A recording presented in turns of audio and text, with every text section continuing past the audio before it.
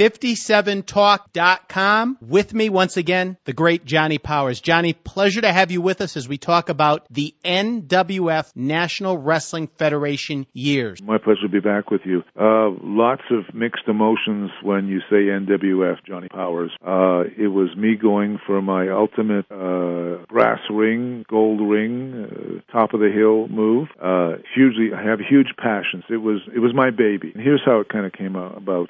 Started always with me. My father was an independent individual, and he wanted to be a solo practitioner as a businessman, and he did that through all of his days, basically. And as I got in the business, I never really wanted to work for anybody else. I wanted to be able to somewhat control my own destiny, wherever that was going to be, wherever that was going to go. The NWF kind of flowed together because as I bought out Pedro Martinez, which was a Buffalo territory, I bought 100% of them out with a borrowed fund, and then I lost it all because I didn't know what I was doing. Pedro didn't help me a lot in the early stages, and then Pedro gave me back 50% of it, and I started to learn to be a promoter, a first-class promoter, wrestling promoter primarily. And so as we're coming along, early stages, let's say 1967, we're booking. Pedro was with the National Wrestling Alliance, and their champion at that time was Gene Kiniski, and good guy, great wrestler, good for the business, have lots of affection for him. But what they did is they kind of controlled the smaller territories with their champion out of St. Louis. Sam Muchnick did that. And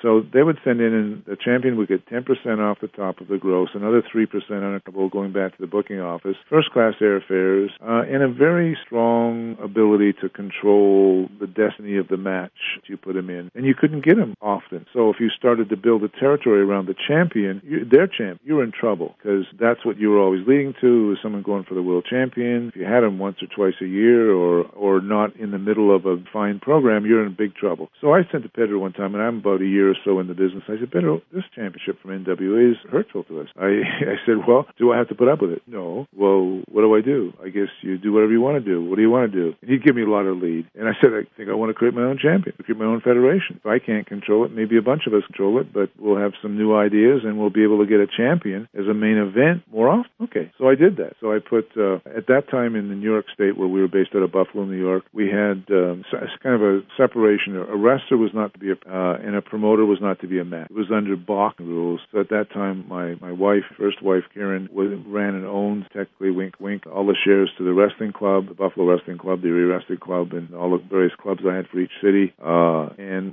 put my attorney, personal attorney, and corporate attorney, David Feldman, in as president of the Wrestling Federation. And we started from there. And so it was actually a 3-state title at that time. And remember, even then, National Wrestling Federation, even though they went into Japan and a few places, was basically, 15 or 20 guys, Bill City, Luderoth, Toronto, Frank Tunney, Vince McMahon in New York, originally before he spun off, and they screwed over the championship belt, Lou Thesz and Buddy Rogers. And so everything was regional. It was national, it was regional. Didn't cover, there was about 50 territories at that, and they weren't all NWA territories, although NWA was the big dog.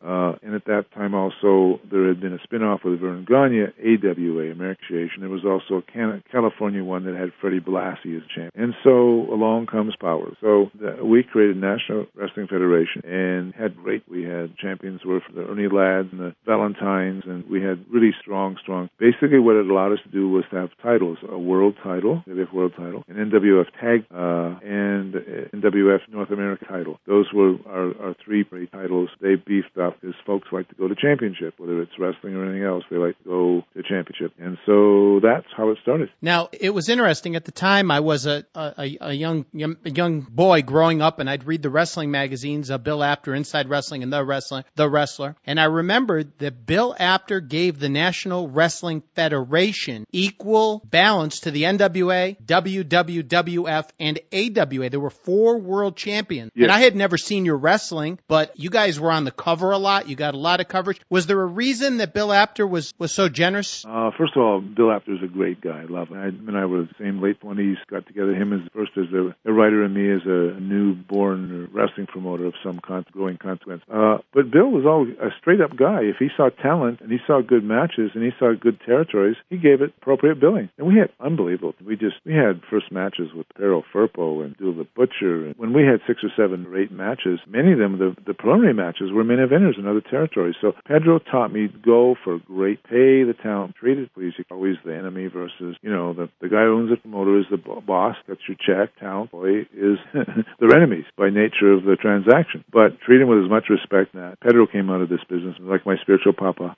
Pedro Ignacio Marti was 8 years my senior. And he taught me that. So the key was that Bill Apter recognized that maybe to some degree we actually had a superior talent pool than the other three. And the coverage, it was something. You were on the cover of a lot of wrestling magazines at that point in time. And I'm familiar with a lot of the feuds you had, Ernie Ladd, Abdullah the Butcher, basically because of seeing you in the magazines. At the time, your wrestling didn't go past that tri-state area, did it? No, it was Western New York and Ohio, Pennsylvania and Ohio prime. And so it would go up into Canada because the signal would travel across the border. But that was basically it. And then it quickly, in 73, which is a little later in the story, went into Japan and got quite... Now, in 1972, you promoted one of the most famous cards from the 1970s, an outdoor show at the Cleveland Baseball Stadium. Yes. And you did something very unique. It was your concept where you had 3 simultaneous matches at once. What gave you this idea? First of all, I've always been a curious cat, and I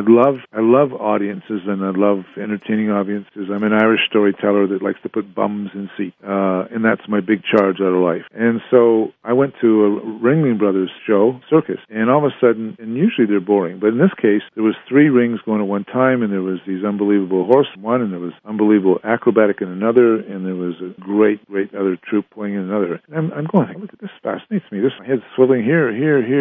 Totally not boring. Totally very interesting. And the rest of, the circus lovers were there with it too. I said, why can't I do it in the wrestling business? So I will always, my question for me all the time is why? Why and why not? Why shouldn't I try? And so I went back and I booked the Cleveland Stadium, and I got for $1,000, bought Chariot's back lot, Paramount, and I put 3 rings, one in home plate, one in first, third. I brought in 50 wrestlers, all great wrestlers. I mean, I had Wahoo McDaniel, and I had girls champions, I had indigenous champions, I had Japanese champions, and I had it was a stack, maybe as stacked as ever had been in the business of that. And we pulled it off. The key angle was the one against Valentine against Powers. We actually had him break my nose, and did it well, and that worked. And we did. It was called a Wrestling Super Bowl. If you Wikipedia it, I'm the first one before they tried it with McMahon, Florida, and all the rest. A few years later, so I actually had the first Wrestling Super Bowl, and it went off well. It was an artistic success. It was a little bit of a financial failure. It cost me about $53,000 because I had a lot of money into it, and we drew, somewhere close to 20,000 people. But that's nowhere near what I thought I'd do 30 or 40,000 people. Now, JP, at the time, this was well ahead of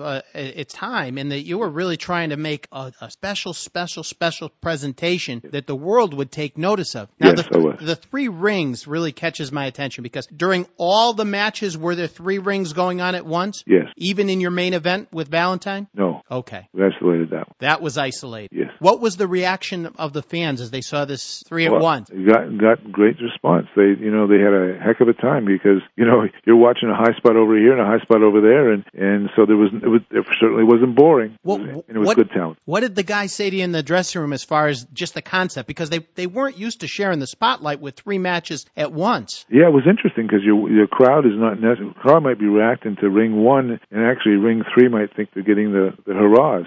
I'm not sure because I was not in the dressing room. I stayed outside of the dressing room because I was very curious of the response from the fans, and I love the wrestlers and I love the women's talented people and all that. But it's my job to please the fans. They're my boss basically, and they tell me what I should do next basically by either showing up and paying money and filling the house or not filling the house. And so I would stay in the stands a lot, and I was in the stands that day, other than when I went down and wrestled. Now the build-up. How long did you spend building this show up? 6 weeks. Probably was 2 weeks longer than it should have been. Summertime show, but nobody ever knew this. I mean, there was no precedent set for it. Summertime outdoor ballpark show, a different angle.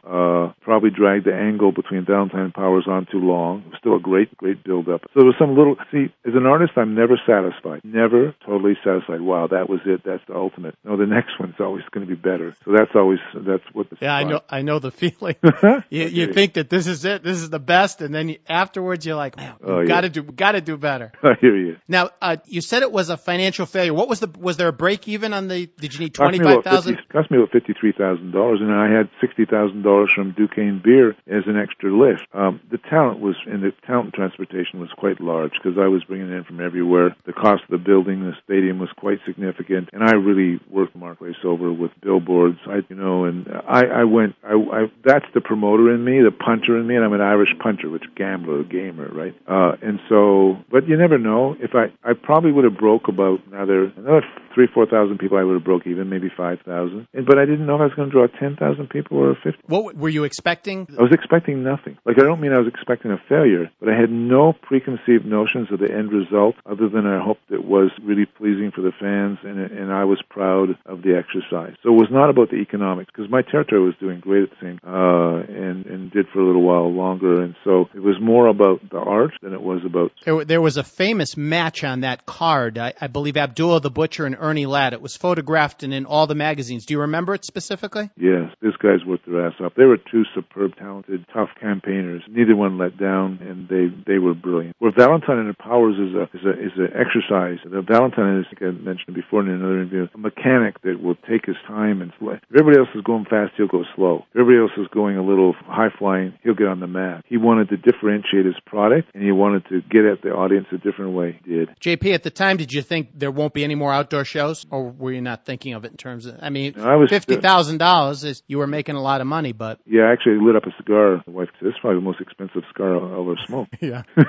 No, when in the aftermath, you leave it alone, because right then there's disappointment about the financial side. There's exhilaration, still adrenaline high about the artistic side, which was a very plus. There was kind of a pride. An artist has pride about pulling it off. But no, I just was leaving it alone for a while. At the time in Cleveland, you were a tremendous draw, your product and yourself. I lucked out. I loved Cleveland. Cleveland at the time loved me. I had a show for 6 years. I was bold enough and bodacious enough to name it Championship Wrestling with Johnny Powers, so that nobody was confused that I was helping create it. For a while there, only one thing outdrew me. It was a John Wayne movie. John Wayne was my hero, so I would have felt bad knocking off John Wayne. Nobody had better numbers. We had in the Cleveland Arena, the old warehouse of a hockey arena, which was kind of dilapidated, but it would hold about 10,000 people legally. I put sometimes in over 12,000. Wow. We did that every Thursday night, 50 nights a year for 6 years. It's a lot of people. Our average would be maybe 3,000 or 4,000 or 5,000 people on a weekly basis, but multiply 5,000 by 50, that's 250,000 people you're getting out of one town, right? And JP, that's when money was money, and you were making big bucks, right? Yeah, we had some good years. I was, as a wrestler, I was probably making a couple $100,000 a year. As a promoter, I was making a couple $100,000 a year. And I had some very respectable years in that area at that time. And remember, there was no extra commercial activities going on, endorsements like they have nowadays, where you're global, right? So, I mean, my little magazine, black and white magazine, netted maybe $95,000 or $7,000 net. And it was a little, 8-page black and white printout that you sold to the fans for anywhere from 25 cents to 75 cents. So there was no big endorsements, no doll endorsements, no commercial endorsements, all that. So this is pure money out of box office, which is the hardest. JP, did you have an actual physical office, or were you just working out of the house, or? For a while, I had a physical office in Buffalo to start at the War Memorial Auditorium, and then in Cleveland, I built a nice house, and I had a special office with a secretary's office and a whole bunch of things there. And so when I lived in Strongsville, Ohio, I worked out of there. And because you're on the road, just to get to office is just a waste of time. Because remember, I'm running 7 shows a week. I'm on the road as a wrestler, as a promoter, television guy, and I didn't need a desk. I needed time to think and time to act, create. Was it? I know no one had ever heard of cell phones, but was it difficult to run the wrestling business with strictly landline phones, or you didn't? Yeah. Remember, I think the first cell phone I ever got was in Cleveland, and it weighed about 4 pounds or 5 pounds. You could kill someone. It was like a great big white brick, plastic brick, right? Yeah, because those didn't come in then. It was landlines. Was it hard to reach people sometimes? Oh yeah, it was very hard. If you think about it, a wrestler's traveling in a territory. How would you contact him? He doesn't have a home. He's at different hotel every night. Maybe would you deal with them through a promotional office, or would they contact you to come in? Contact. They'd contact you. Yeah, and so I'd be on the phone sometimes 2-3 o'clock in the morning, right? So I'm trying to get weight fogginess out at 8 o'clock, and by 10 o'clock, trained by Pedro to know all my numbers from the night before. Was it a plus or a minus? How much did we gain or lose? And what should be the next match? And what's the next angles? And what's our next TV show? And do we fire this guy and hire that guy? So it was 24/7. As a booker, did you feel the burnout? You know, it's easy for a wrestling fan to sit on the sidelines and say, "Oh, they should do this," and "Oh, they should do that." But I've always thought that if you do it day to day, I bet your good ideas run out pretty quick. You hit the wall. And sometimes you say, "Geez, I thought it was smart last week. I think I'm dumb." You know, would the brains get parked? The answer is yes. The answer is yes. You know, in other businesses, they hire a new CEO or a chief creative officer. They're lucky if it lasts for 8 or 10 years, right? Because all their goodies, all their cakes are gone. Just the energizing of the office and the visionariness and the strategic planning, you wear out. You're just human. Johnny, after the Super Bowl of wrestling, you continued promoting in Cleveland. I know you diversified and got a lot of different businesses going.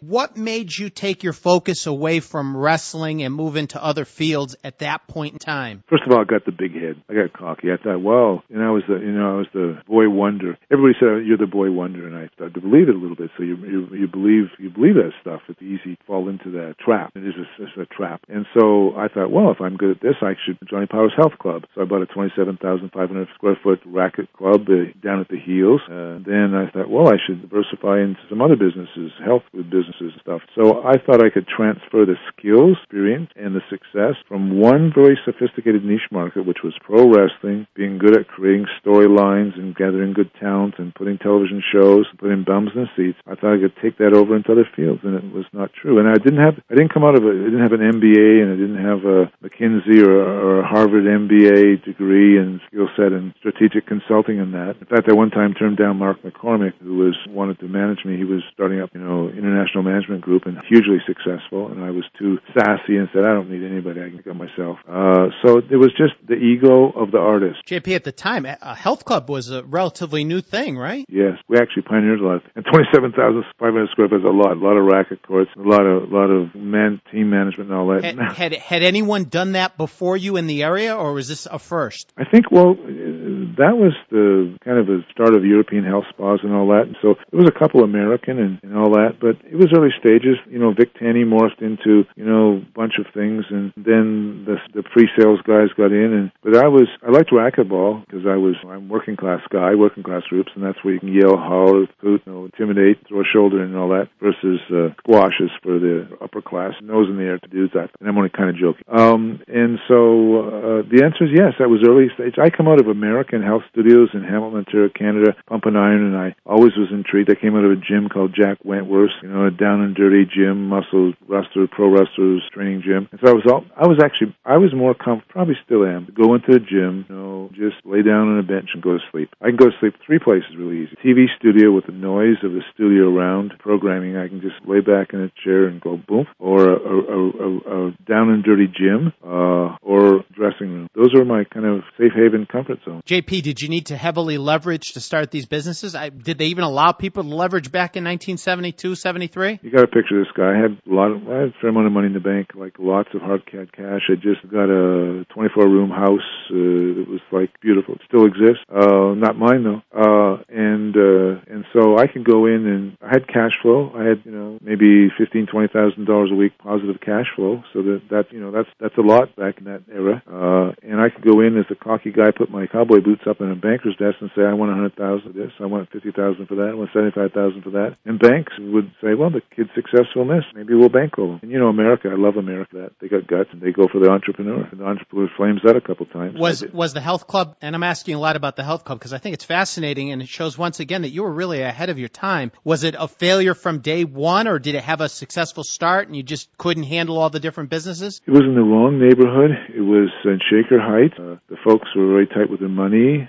I put one of my other earlier partners, who was a partner in Institute of Business and Career Development, a motivational business that I'd started, co-partnered with, co-founded when I was 2 in Canada. Put him in. He knew nothing about the health club business. So it tapped me right at the beginning. It was.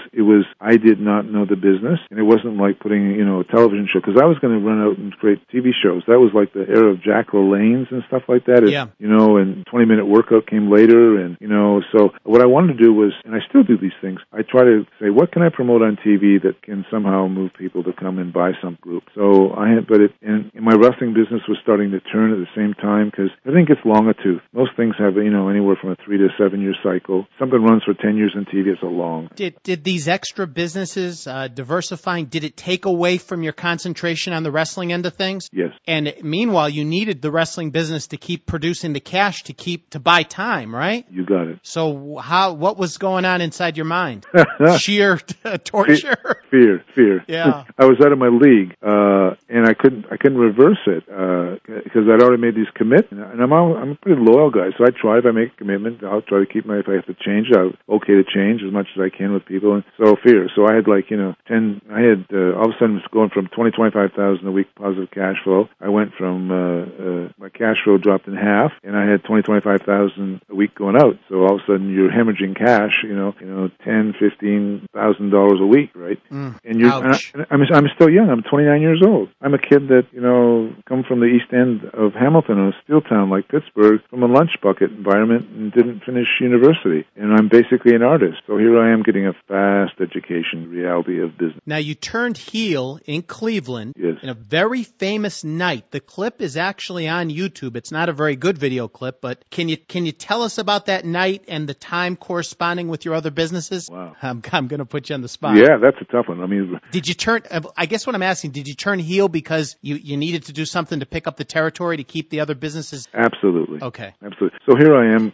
My houses are starting to go down. Remember, I'm weekly. I've got to come up with programs weekly. Every Thursday night in Cleveland, every Friday night in Buffalo, every Saturday night in Akron Armory, every Monday night in Utica, New York. And so this is a lot of pressure on the creative. And I didn't have a whole bunch of story writers. I had a collection of wrestlers who were great and knew what they do, but I had to kind of blend all these wrestlers and their wants and their wishes and their storylines and their angles and their gimmicks all together, and it all basically came through me. And so so one time, my house is down a little bit, I look at myself, Powers, you're really stupid. Because an artist talks to himself a lot, as you know, right?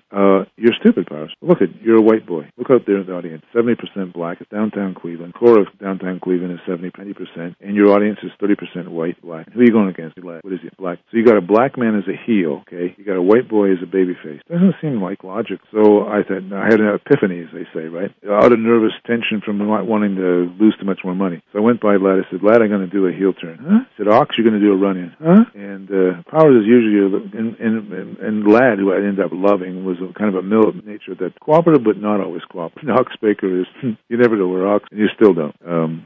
So I got in the ring, and I'm a baby face, and Lad's a heel, but I reversed it inside, and I got him in a position where I turned on him, and Ox came in and helped me, and Ox kept doing heart punch on him. And he throws in a vicious, mean-looking, totally believable heart. And I leaned back, and I spit on him, and I called him in on racial relationships world. Bam! You could just, and there were some tough guys. There was some guys with ladies at the ringside, and all of a sudden, flick, flick, flick, and I'd see the switchblades. And I'm talking about 4 or 5 switchblades. Now that's 4 or 5 too many. And all of a sudden, this chair comes, boom, another chair, boom. Guys are running in the ring, and Lad's on the bottom. He's taking chairs. I said, Ox, I think we should slow this down. No, one more punch. Oh, wow. Hits him another time. We ended up with security guards we paid, left the building. They were so afraid. The riot after it was over. They were afraid.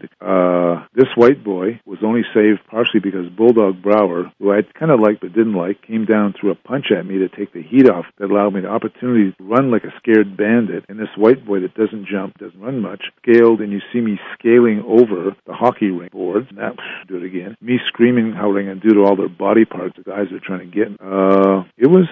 They went off. It was scary. We didn't tape that because we didn't think we were going to tape it. That was some fan up there that was taping. That's why it was bad quality. But Lad later on says, JP, it was nervous. JP, did you think this is going to be Money in the Bank, though, if the fans reacted that strongly? Yeah. Oh, no. If part of me is saying, whoopee-doo, I pulled it off. This is guaranteed sales, and we sold out. And Ox Baker and Ernie Ladd took that around the country against that riot because it was a real deal. Deal. Now, so business picked up. Did that help you to keep your businesses going, or were you getting so far underwater it was difficult? I had 17 businesses about that. Yeah. I was way underwater, couldn't carry the day, and so the bank's, sorry guys, you're going under, JP. And did that bring the NWF down with you? Partially. I got dispirited. I hit what we call an Irish Black Dog Day. Windsor Heroes as an orator, survivors of country. He'd have his darkish, and I'd have my Dark Dog Days dump. So when Oak called up, maybe in this fall of '73, I didn't really want to be in the wrestling business anymore. I thought maybe I'm not meant to be anymore. I'm down and up and down, and So he said this relates to NWF because it's critical. This is a pivotal point in NWF. And at that time we were in 3 states, but we got one of the top 4, as you said before. Bill Apters and the guys put us up with AWA, WWF, WA is one of the 4 platform promotions. And so Inoki called me up and we said, I'd been in Japan. Valentine and I went 24. Valentine was, I guess, older or whatever. We went in 67, 24 to work against Inoki. We actually created the strong style wrestling, which morphed into Extreme Wrestling, K1, and all the rest, and became now known as Extreme Fighting, morphed into cage fighting. They stole cage matches from wrestling business, so it's hot right now, fighting. Blessed, it's a good sport. And I actually done a couple promotions in that arena recently. But going back to that, so Inoki called me up, here it's 73, maybe about August, said, I want some counsel. He says, NWA is charging me $40,000 for membership. Forget it, it's only $400, Inoki. No, charge $40,000 US. Why? Because Baba, member, the other promotion over there, and his competitor, and they don't really want me in. He said, let me say something. I'm a little tired. I got an idea for you. First of all, don't roll over for the old guys. Bullshit. Too much pride. Secondly, you add some more zeros to that. I'll make you a world champion, and I'll sell you the National Wrestling Federation. Do that. So last time I looked, I owned it. And so I went in, and they brought Pat Patterson, goofy guy, great guy, made him a North American champion because we were at the kind of the tail end of the run of NWF. And so it was Powers and Patterson against Inoki and Sakaguchi with Joe Louis as a referee. What an unbelievable man. What another story. Great guy. Beat up by your goofy. And that got televised, I think, in Japan. I went in December 10th, talk about some event. Sold out Judo Hall there. I sold earlier in the day the reservation to New Japan Pro Wrestling. Transferred David Feldman, who flew over, my president, to Sashi Shima as the new president of the Wrestling Federation, to Three Falls, where I became the world champion. And I know you like inside things, so visualize this. My wife, Karen, pregnant, what I thought was going to be a girl, boy, bless. So if you watch the match, once in a while you'll see me looking over at ringside. She's about 5.5 months pregnant, and I know that I'm going to go to the business. Half of my world was focused on her and her belly, and me and my match, to make sure I did a match. And so that shows you the inside of what can be going on in a championship match, totally irrelevant to what's going on, and you still can carry the day. Well, I've seen the video of the match, I believe, that you're speaking of, and tremendous. Thank you. I mean, you could go head-to-head with Inoki, no problem at all. Yeah. And even with it didn't show in your ring style at that point everything you had gone through, because you had been through a real storm. I'd been through a big. Now, when Inoki purchases the NWF, did he continue with TV in the Cleveland area, or did it just stop? Stop. I brought him one time in '74. I think I put him against Ernie Ladd because he wanted it as a Japanese territory with an international look, and so just the reverse of Buffalo Cleveland territory with an international look. And so what happened is that he came in with his television crew against Ladd. They didn't know him, they didn't understand him. They thought he should be a villain, all the rest of the stuff. And it was a so-so match because Inoki needed really great talent to work well against. Had some great matches, but it was basically a Japan territory that was being set up for him to go full-blown martial arts, many styles against Muhammad Ali, against Wilhelm Ruska, judo champion. And from 1972 to 1976, Karl Gotch, Luthez, Tony Inoki, Johnny Powers, who gave them an international platform, WF, basically created martial arts. Do you think Inoki would have promoted in the area if he had gotten over with the fans? No, too far. It was too geographically undesirable because Japan had 120 million people at the time, huge territory to manage itself. So basically, he just needed to work his main territory, and with a lot of money, huge money, and once in a while go out into a different territory. Go to New York, go to Japan. Yeah. Go to Germany and places like that. But for a while that was the biggest, most successful territory in the world. And for about 6 or 7 years, I consulted with him. I gave him all my angles, all my thoughts, and all the rest. At the end, they screwed me for a lousy 6. That's a good little story about the NWF. That's 1980. The last I go, Vince McMahon has put Madison Square Garden's Tag Team Championship Tournament, Japan. That had big stars, Hulk Hogan, Andre the Giant, Powers, who was previous champ, a bunch of folks. It did a great business. And I got $60,000 left. Not a lot of money because I was at the Federation and title was off. And said, I'm owed $60,000. Get it. Says, I'll get it. They have all your cake. What do you mean they got all my, I'm not a baker. Cakes mean, JP, all your goodies. They know that you never held back creative angles, any gimmicks, any political strategies and all that. You give it all. No, you've tapped out. Pay me and be respectful. No, that doesn't work that Japanese mentality. They still owe me that $60,000. Yeah. So the Inoki was to pay you for the NWF over time? No, he paid me up front, and then he paid me on booking me 2 or 3 times a year. A certain rate and a certain level. I ran out by 80. So he didn't pay you just based on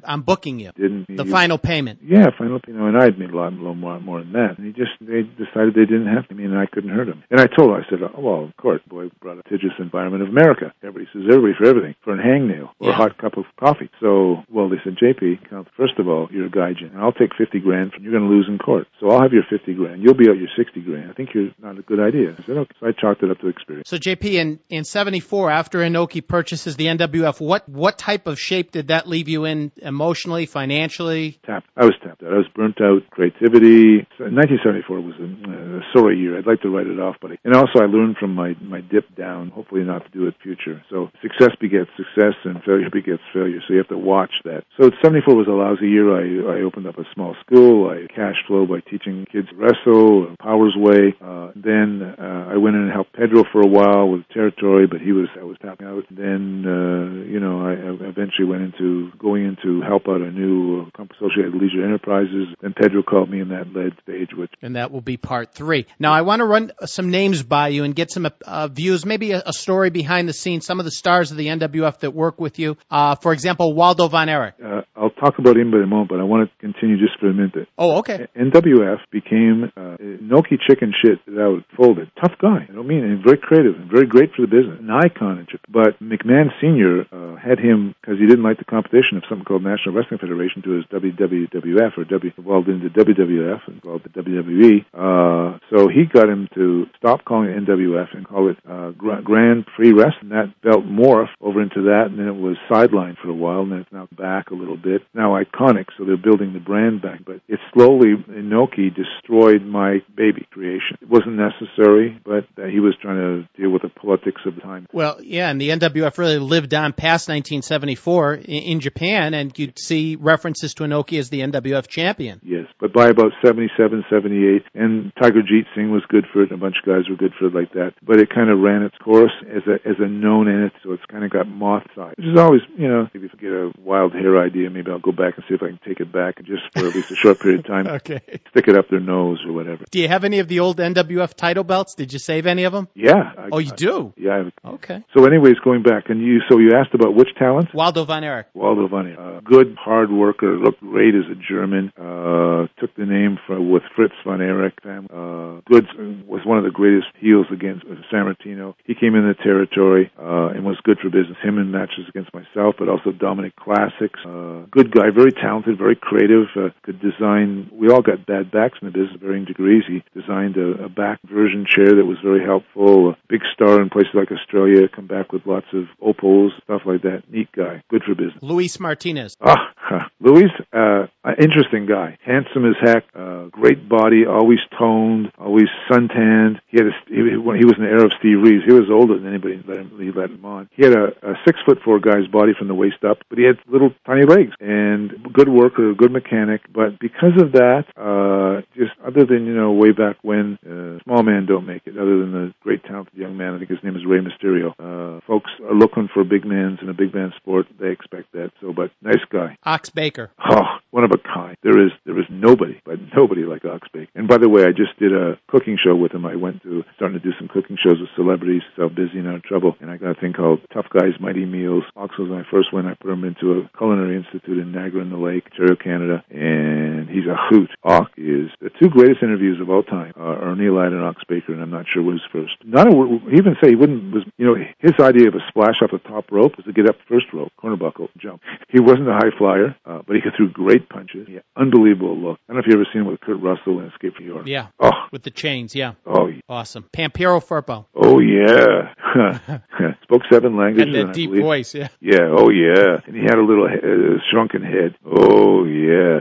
I had some rides with him. Buffalo, I think I got some old pictures. I'm not sure I got the footage. People, they bought him because he was a tough body. He looked real, acted real, weird and strange, and people went off on him. They just good guy, intelligent guy. I seen him I went to only once. I went to Cauliflower Alley annual 2000 or whatever, 99. He was there and gave me a good feeling. Did Mitsu Arakawa work? Yes. Yeah. Good. Physically looked very fit, thick body, wrestler's body, very good with his moves, good for business. I didn't understand much because I don't know how much English he spoke. I still speak 50 phrases of Japanese. How about Haystacks Calhoun? At the very end, he was early in my career, and Haystacks was a circus, but I don't mean to be disrespectful. Big man, talented man, nice. He was just a big body. And it's not what I liked either. So he was just a big guy. He was famous. Seemed like a nice man, but I don't remember him much. Didn't work much with the NWF. Abdul the Butcher, you said you have tremendous respect for him. At the time, he was new to the business with his style. Yeah. What did you think of it back then? Oh, great, because he would move, and he copied off of the original Sheik. So did Tiger Jeet Singh, and they took that. And he's iconic in Puerto Rico. Recently, at the age of 60, which is a few years back now, he drew something like 60,000 people. Can you imagine? They all knew he was 60 years old. I mean, just iconic guy. Crazy bleeder. He's got hematomas on his skull that are white against black skin, scary looking. Didn't speak for 30 plus years. I was the first one. I've actually I've got a wrestling classic thing done on him. I called up and I said, Butcher wants you to talk on camera. I don't. No, I taught your mother. Did what? I taught your mother. She'd like, and I had. Do it for your mother. Mom, he lived in Windsor, so I've got him on camera. He talks great for business, nonstop. I made a lot of money with him. You never knew what he was going to do. I don't think he knew what he was going to do. He'd improvise. He'd pick up chairs. He'd pick up people. He'd stick a fork. He had a real fork. He'd stuck one time in a reporter's forehead. Reporter thought, maybe that's not the real deal. Oh, yeah, really? Whap. People have said that you couldn't draw with him over time, that he had to come in and out of a territory. Did you experience that? Yes. He was a hot shot, so it was not like a Valentine or a bunch of guys who you could do a long program with, or Brower and that. No, he was a hot shot. He knew that, and we all knew that. We used same with the original Sheik Butcher. You brought him in to do a crazy matches, crazy angles, and you got him out again. Talk to me a little bit about the television production. Jack Reynolds was your commentator, famous from WWW3WE in Cleveland. He was a late night talk. Was he a talk host? Yeah, he was talk host. He was a lot on radio and all the rest. And what an interesting guy. First of all, I loved him. He was the first guy. First of all, the color commentator and the ringside guy, critical to the show. It sets tempo. It fills in the blanks. Sometimes the boys, even the good talkers, lose it. They're off topic, focused, gobbledygook that's coming out of their mouth. And guys like Gordon Solis and that, who I never was around, but I've watched their interviews and that, are brilliant at bringing it back on getting brand built. Sonic, sure, who's wrestling who, why you should come down and see it, where it's the essence of the business. Jack Reynolds was an absolute fan. He was almost like a mark. In other words, you were just like a believer. In fact, one time, we're in the middle of an interview, and he hauled off and was going to hit the heel. Jack hit the... I don't think Jack could have took him, but so he was like the fans' rock. The fans knew that he loved the business, that he respected the athletic athleticism of the wrestlers, and so he took them through his voice and his question into that world. It's kind of actually, to some degree, you have the ability to do a list off. You come and you show respect for the business and curiosity about business and interest, and so it opens up different doors. Jack couldn't call a hammerlock from a headlock from a chicken wing. And he thought probably chicken wing he got down at the Chinese restaurant.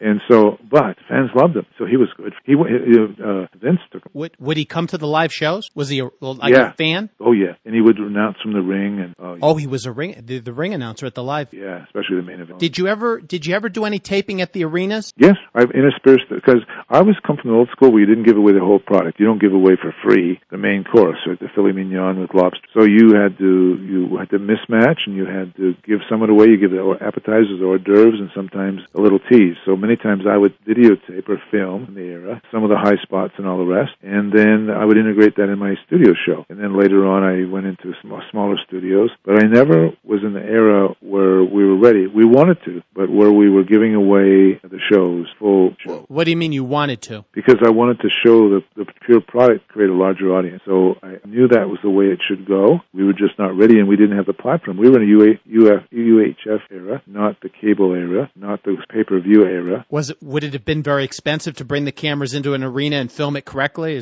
Would that have been the problem? No, you give away the product. That was it. Okay. You just like football, another thing is not a sellout. They dark it out locally, right? Okay. So remember, our approach to darken out locally was to only give it half or a part of it, tease them to come down. So it would have, and it has in the play, destroyed box office. Even currently, box office is down, not huge, and it's only huge once in a while because they only come once or twice a year. They don't come 50. So you were thinking about how to do it, but you knew you couldn't do it. No, it would have destroyed the business. Yeah. JP, looking back at it, if you had it to do over again, I know this is a question that all guys wrestle with, but do you think that if you hadn't diversified and focused strictly on the business, maybe done a few things differently, you could have created a big promotion, a long-lasting promotion? Or was the area just wrong for it long term? Wow. I've questioned that ad infinitum. There's no one answer that I'm settled in my head. I think the answer is I should have narrow focused, stayed within a defined, diversified businesses. The only one that really made me a lot of money over some real estate. It's helped me significantly. So I should have stayed with my art, which is combat sports. Should have diversified into other businesses. I didn't have the skill set, I didn't have the talent, and I didn't have the patience. So could I have carried it all away? The gods. But I would do that different. I don't have an answer. But also remember, I was only able to perform in the context of my time. My time was, first of all, 2, 4, and 7, a local VHF, then a UHF station, Channel 13 and on. I was before Ted Turner and Superstation and cable channels and pay-per-views and all that, and the extra money you can get by going international with a product. The current fellow that runs the whole game is in 100. His pay-per-view numbers, revenues are huge. Although he's only maybe drawing, 5,500 to 5,500 average in a house. 5,500, 6,500. I did that sometimes 50 times a year, not twice a year. So from a productivity standpoint, on a per capita basis, specific marketplace, we beat the pants off. But they have a larger territory and larger numbers, especially from advertising. Well, JP, you have the type of mind that I think if there had been cable TV in 72, 73, you'd have been in the deal-making business, and things could have been different. Back then, people don't realize it, but back then, the promotions were local because the TV was local. Trying to get national television for professional wrestling would have been impossible. No, because 50 guys in 50 territories owned the local. And they were entrenched there, and you couldn't knock them out. That's what, the McMahon came along to blow the model out. Vern Gagne in Minneapolis, Minnesota, and that owned that.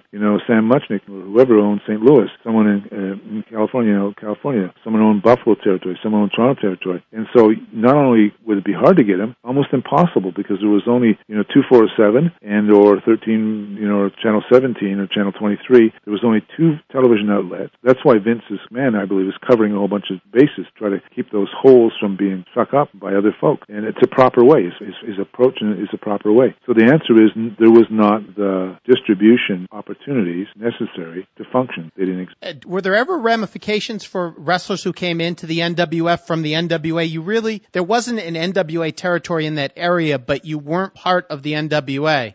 Did they ever suffer any consequences, or it was just... No, because good talent will always get in because the promoter says, suck it up. Also, there was not a strong guild type of trust, collect concert, go buy good wrestlers. Good wrestlers, good. There's only maybe one. There's only a select few that... Johnny, when the NWF went out, sold to Inoki, yes. Did the guys keep in contact with you, or was it unfortunately a little bit silent there? Which guy? Well, just the people you'd done business with. I mean, I'm sure they were close to you either in a good way or a bad way while you were writing the paycheck. Yeah, but I was yesterday's news. That's what I wanted. What was the feeling like? I'll give you an example. When I was hot in Cleveland, Mayor, 200 people would come to my party. These were developers and TV celebrities, everybody, and athletes and all that. When I went bust next year, nobody came to my birthday party, other than my mother and my wife and a couple. What'd that feel like? Oh, it's a life-enhancing experience. Yeah. You then know good times. People are you got good time Charlies around you. Oh no, I learned quick. Right? If you end up with 4 or 5 friends different times in your lifetime, you're lucky. The other 200 that come around when you're in the money, or you're in the honey, or you're in the clover, or you're in the fame, glory, just there for that short little sniff at you on. I've asked you this before, but I have to ask it again. The videotape from Cleveland Wrestling, wrestling tapes now, the originals are worth a lot of money. Yeah. What was their fate? As far as I know, I don't know why. I just didn't pay attention, go back and try to pull them up, because I still have various things, including bequeath will from Pedro Martal. And so I thought they were were always at WAB, and they'd be in the basement or whatever, locked up. Not too long ago, tried to go see where they were and see if I could buy them. As far as I know, they were turfed. There's useless old tape. So somewhere along the line, they met their fate in the dumpster. Actually, I was quite sad about it. I thought, well, Powers, you're a little stupid, and that one was slow. As they say, a dollar short and a day late. I wasn't a dollar short, but I was a day late. Is there any video footage of any type, except the little bit that's on YouTube, or is it just doesn't exist anywhere? Does not exist. Maybe in amateur hands and some fans, but no. Sadly, and you know, even though I feel foolish in hindsight, because Pedro was always collecting libraries, always preaching me, keep this, keep that. It was when I came to him, I ended up selling old footage of Dow Brewery main events that were time Pedro didn't dark out the top because he got lots of money from Dow Brewery to televise the events, the Watts Gorgeous Georges. That's why the black and white archival, it's huge. And I morphed that into national sports television, and I sold it in Beak Event 5 years old. I built a whole business. I was the largest distributor of wrestling film in the world for a while, for Vince, somebody else, or Fritz Tech. Powers and Martinez, my effort. I was president of National Sports Television out of Buffalo, New York, and I had 20-plus countries. JP, I got to ask you this. Does it drive you crazy today that you were a little bit ahead of your time, or do you feel proud of yourself, or is it a mixture of both? I think it's a mixture of both. You know, you have to watch this. Life blessed me with lots of good people took care of me, a little bit of talent, fair way. So, but I watch, I call it managing your greed and managing your ego. So, you know, I was what I was when I was. I did what I did when I did it. I made some mistakes, the normal mistakes that come with moving as fast as you can, as how you have. So, do I have some regrets? Have I basically buried them? Yes. Am I okay with it? Yes. Would I redo it probably the same way? The answer is yes. You would well, I don't. Yeah. I've looked back too, and it's a tough question to handle because it is. You do things differently, can have a whole different form of result. Maybe worse, maybe better. Yeah. Who knows? I think the only thing I was really dumb about, I thought when I retired at 40, basically, that if I'd rehab for 2-3 years, I'd get back to physical health. That's a whole other story. We're going to cover it, JP. Okay. We're going to cover it. Part 2 is in the books. The Life and Times is Johnny Powers, who I think really ahead of his time. Very interesting to hear what it was like to try and really move wrestling ahead in the 1970s. And with the our next taping, we're going to talk about the famous IWA, Eddie Einhorn, and Pedro Martinez. And we'll talk a little bit more about Pedro in the next broadcast. JP, thank you so much. Good. It's been a pleasure. Cheers. Peace to you. Okay. Talk soon.